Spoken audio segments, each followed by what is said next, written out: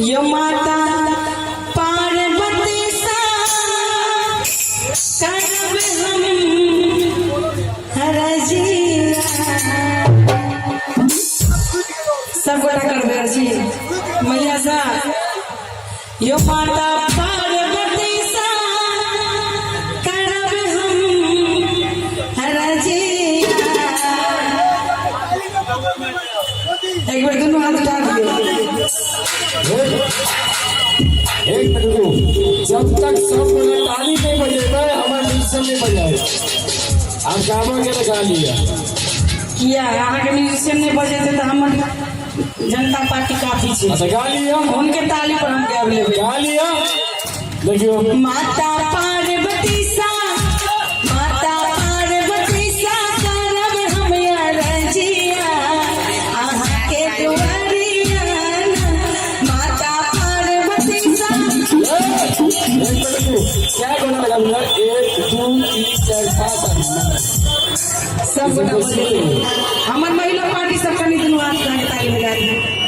तैयार छी ना एको गोले ताली बजबै छथिन चाची खाली दू आदमी माता पार्वती सा माता पार्वती सा कारण हमें आके दुआरिया एक मिनट बोल भाई कले गाना बजवास लगो पहले सुनो आगे तू को चाची खाली बजेले सब गोटा देखो तो केना पर इनका लहान बेटी वहां के ऑपरेशन करबे लाई हो अच्छा बेसी भ गेल छै हम पाली में ना देखा तो क्या गोटा खाली बजे भैया कनी चाची इनका आँख खराब हो गेल छै कनी सब गोटा उठा दियो तो ताली बजा दियो तो जबै माता पार्वती सा माता पार्वती सा कारण हम राजिया आके दुआरिया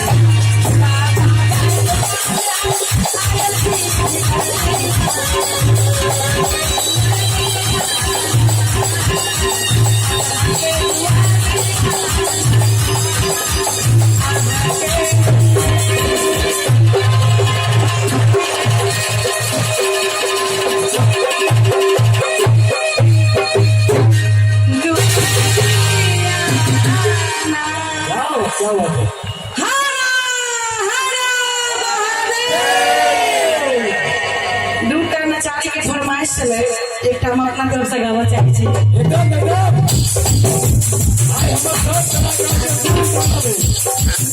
कोई नहीं कोई हो जाए